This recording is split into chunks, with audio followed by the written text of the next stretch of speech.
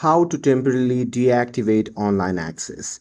Hey everyone, welcome back to the channel.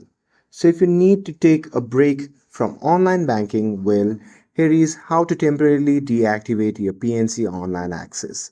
So now without further ado, let's get started. So first thing first, open the PNC Mobile App on your phone and make sure that you're logged in to your account.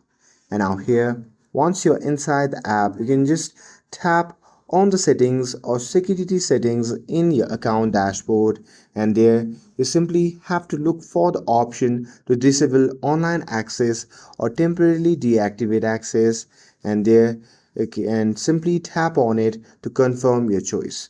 But also know that you will need to contact customer support to reactivate access later.